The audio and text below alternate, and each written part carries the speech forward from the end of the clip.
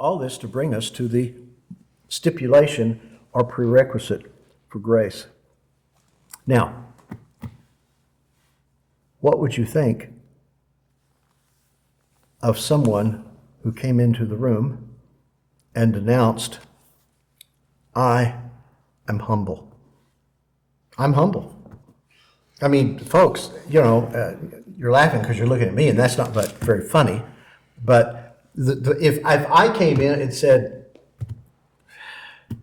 I hate to bring it up, I don't like this, I'm sorry, but I'm humble. It's a great thing that I am. Thank you. I'm glad I was here. You're glad I was here. I've got to go and spread my humility to other people. What would you think if the person that I was just talking about, that in his later years, with no apology at all, would claim, literally, would have the cheek, as it were, to say he was the most humble person on the face of the earth? You have to go, what? Worse than that, he wrote it down in a book. Worse than that, he wrote it down in the Bible. He wrote down, I am the most humble person on the earth.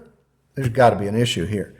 How did God not just rebuke him or fry him, but God left that in his word for all to see?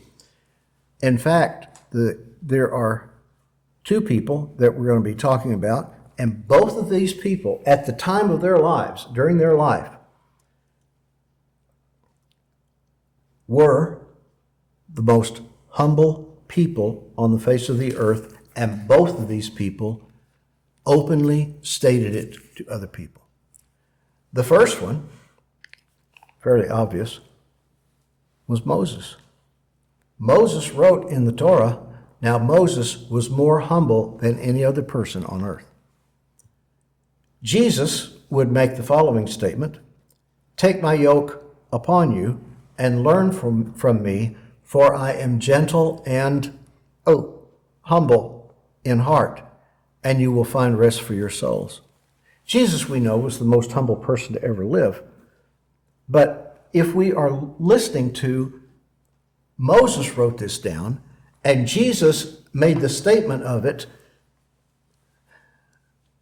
I'm here to tell you that you and I both have a bad definition, a bad understanding of what humility is. And so we're going to start taking a look at that. We're going to run through some scriptures. Ms. Davis will be glad to read them. Right, Ms. Davis? Okay, 2 Kings. I hope these are right. I haven't looked at these in a while. 2 Kings 22:19.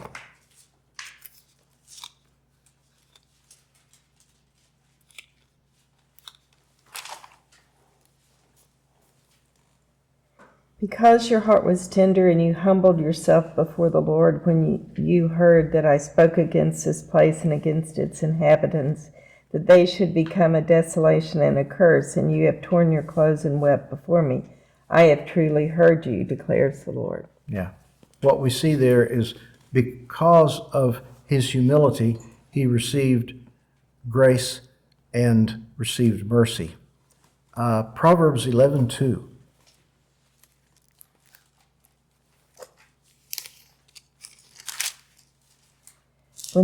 When pride comes, then comes dishonor, but with the humble is wisdom. Very good. These were just looking at what the rewards is. Wisdom is one of the things here. Okay, Proverbs 15:33.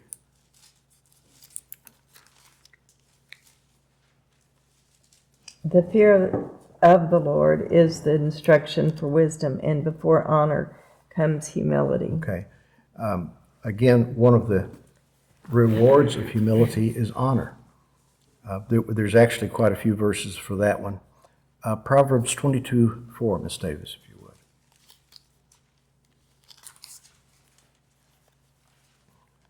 The reward of humility and the fear of the Lord are riches, honor, and life. Okay, riches, honor, and life.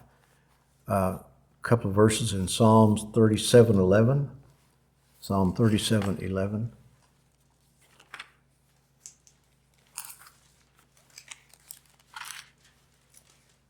But the humble will inherit the land and will delight themselves in abundant prosperity. Yeah.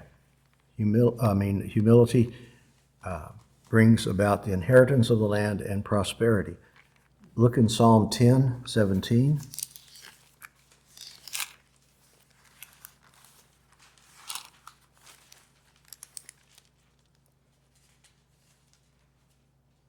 O Lord, thou hast heard the desire of the humble. Thou wilt strengthen their heart. Thou wilt incline your ear. Good, thank you. Let's everybody turn to James 4:6, please.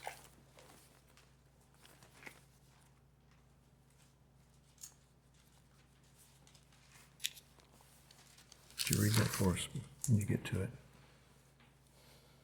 But he gives a greater grace. Therefore, it says, God is opposed to the proud, but gives grace to the humble. There's two choices. God is opposed to the proud, but he gives grace. He gives grace to the humble.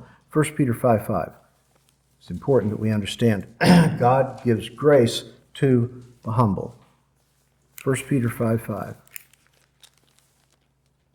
You younger men likewise be subject to your elders, and all of you clothe yourself with humility toward one another, for God is opposed to the proud and gives grace to the humble. Okay.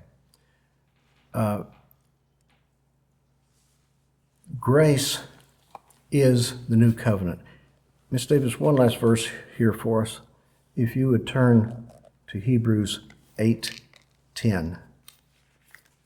You see, grace is the new covenant. If we were to say it's what is the new covenant, this would be this one thing. But go ahead, 8:10. For this is the covenant that I'll make with the house of Israel. After those days, says the Lord, I will put my law into their minds, and I'll write them upon their hearts, and I will be their God, and they shall be my people. Is that the one? Yeah. What? Nothing. Yeah. That's what I was wanting to see, that God is the one. He gives grace, but you have to be humble. Now, do I think that I can, again, put myself under law while I'm trying to be under grace to make myself follow a law of my own humility, which I might add is one of the shortest books in the world. The thing is, I don't have my own humility. Now, I'm going to show you something.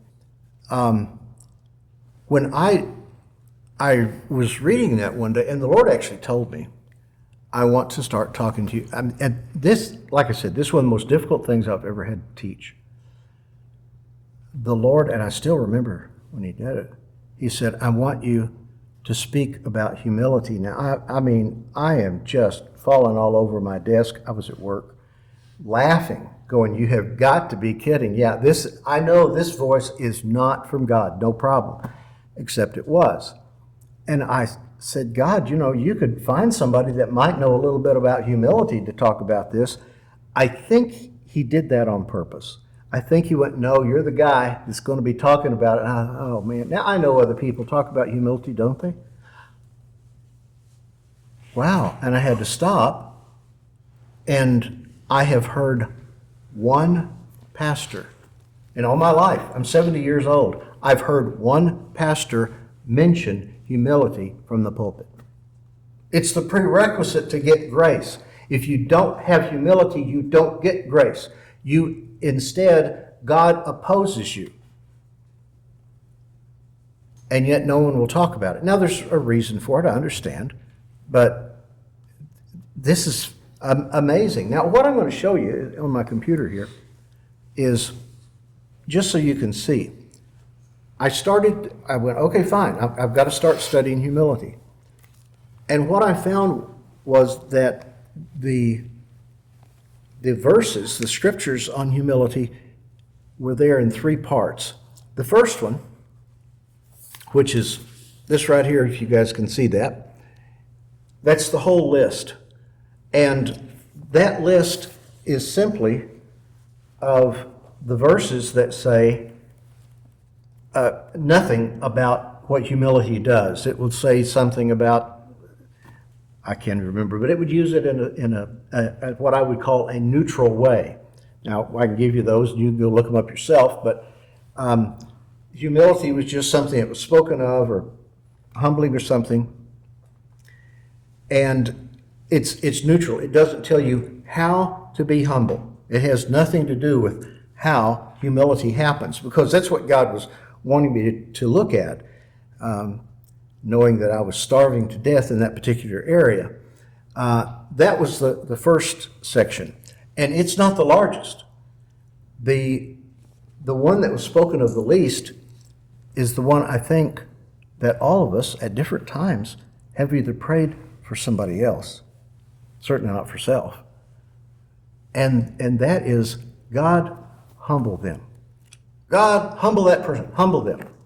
Well, I'm going to show you that list. There's that list, okay? It's quite short, and I want to talk about at least a few of those, and it said, well, let's look one up. Deuteronomy 8. Everybody look in Deuteronomy 8. Ms. Davis, would you read that for us? Deuteronomy 8, verses 2 and 3.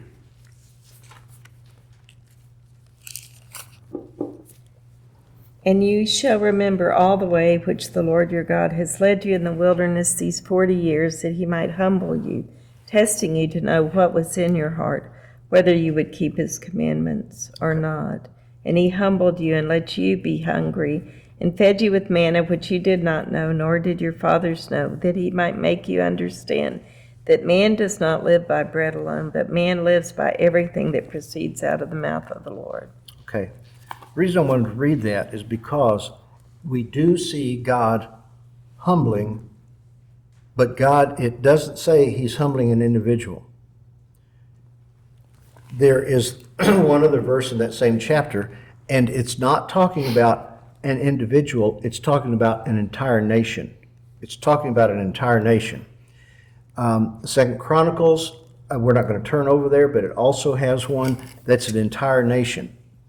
So we have the first 4 of the 7 are talking about him humbling an entire nation, not a person. Job also talks about it one time where it says, and God will humble everyone. So it's the whole world that we will wind up being humbled in front of God.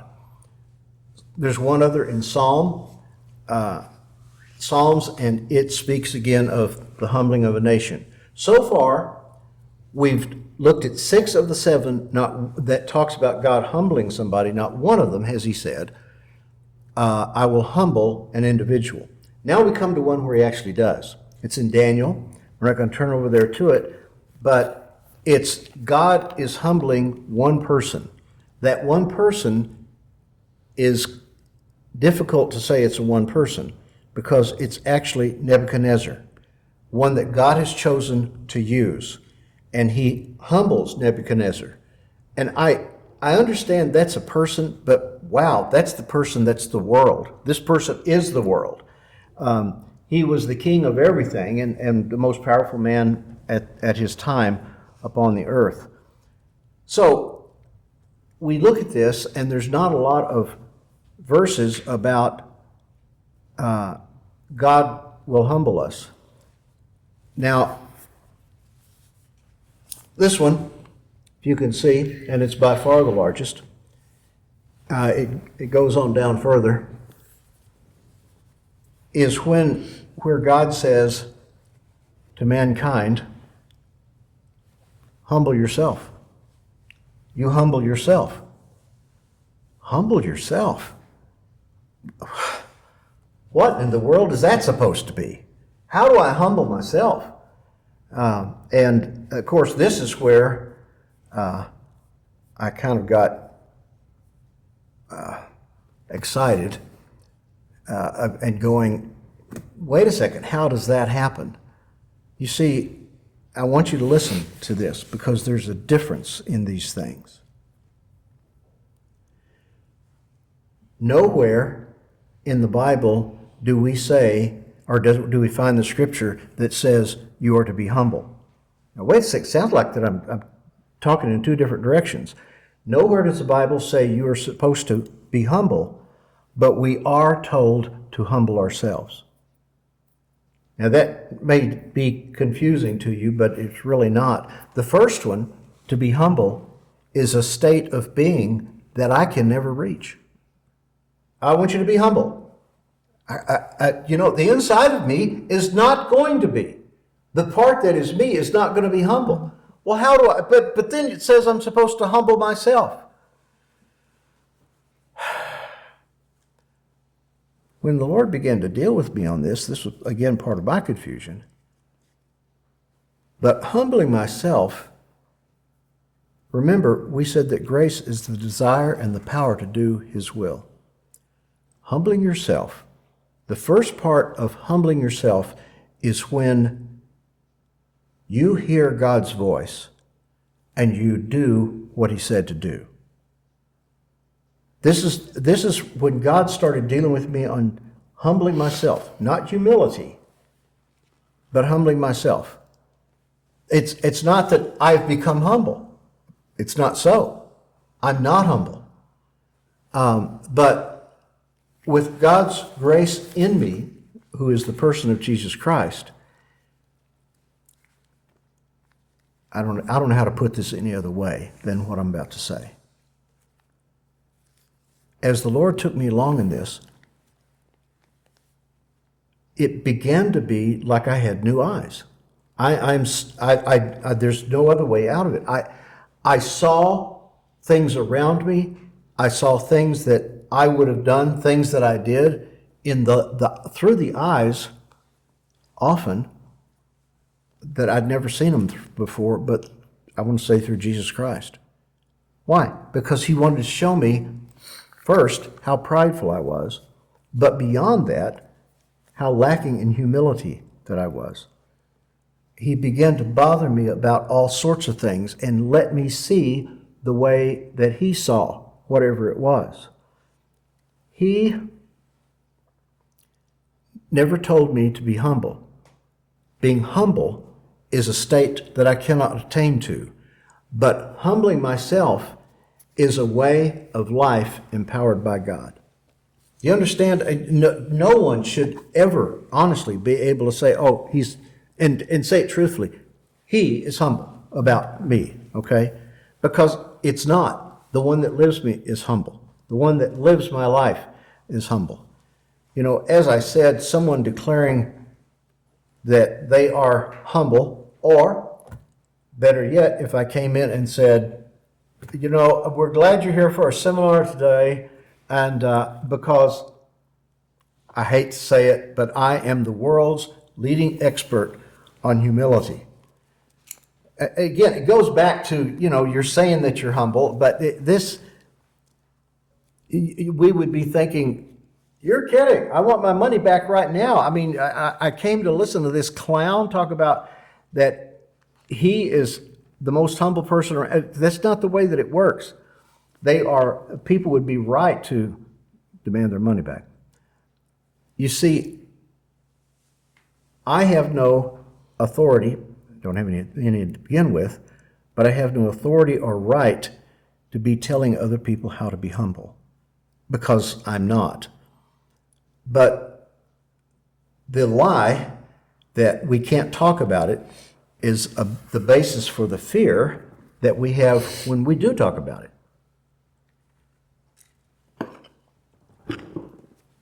You see, if I talk about humility, that's a very dangerous thing. I'm not going to talk to you about that from the pulpit. I'm not going to talk to you about it today if I can help it, except I can't help it. God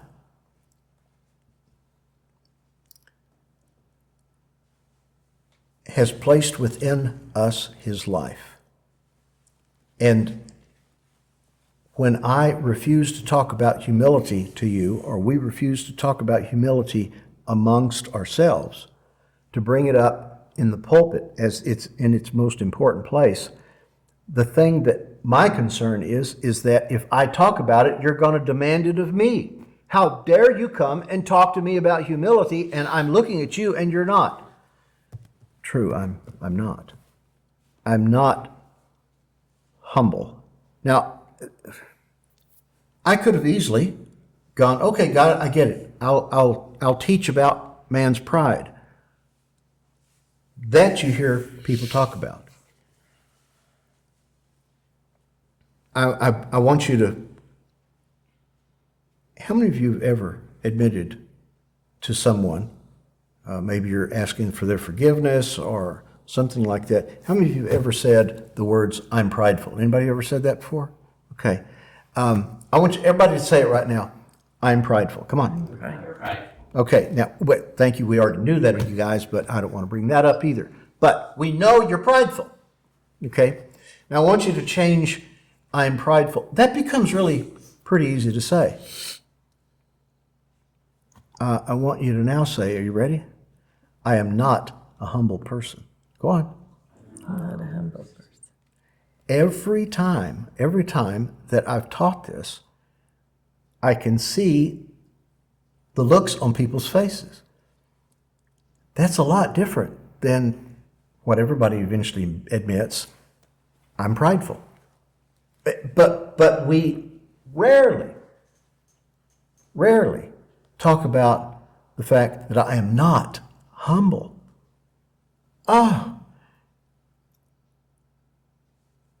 When the Lord started dealing with me on this, he stopped. This was a long time ago. He stopped talking to me about my pride.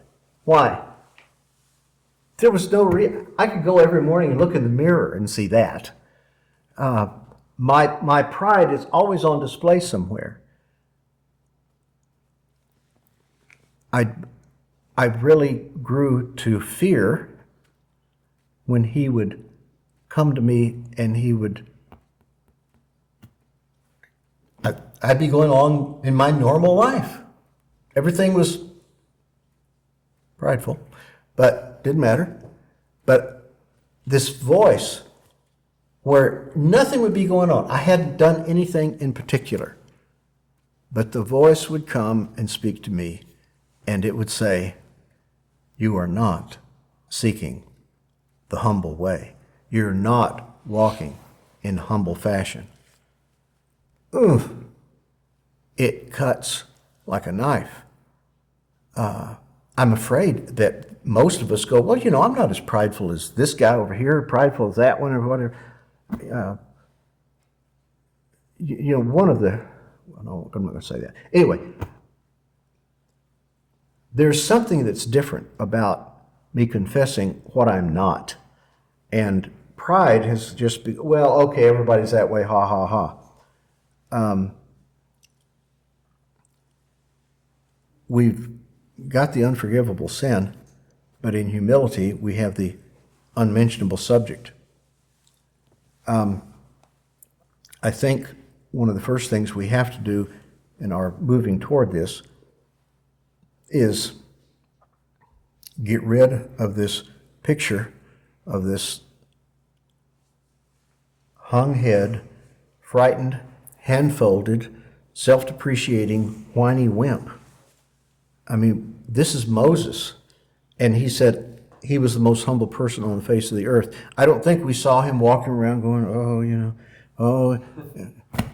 not Moses. He was so angered by the people, he smashed up the handwritten copy by God, 10 Commandments. This guy, he was tough. When he went to Pharaoh, how old was he when he walked into Pharaoh's office? Anybody remember?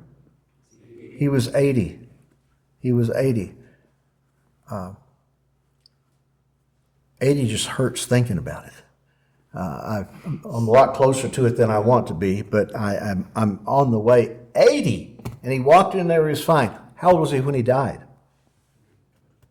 What? 120. Yeah, 120. And he had carried on his shoulders and God's this group of rebellious people.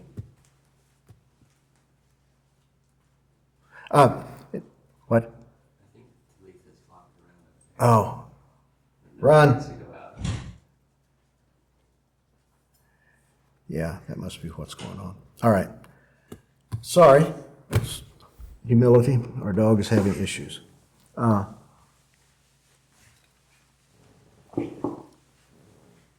think that what Satan has us believing is this hung head, false humility. Now, in this, I cannot tell you how to be a humble person. Why? I don't know. I don't know how do you make yourself to be a humble person? I have no idea. But we can talk about, because this God tells us to do, how we can humble ourselves. How we can humble ourselves, myself. Humility is a walk in covenant. You think about, we've talked about blood covenant this semester. Humility is a walk into the death that Christ gave us, of unselfish service to God and to others.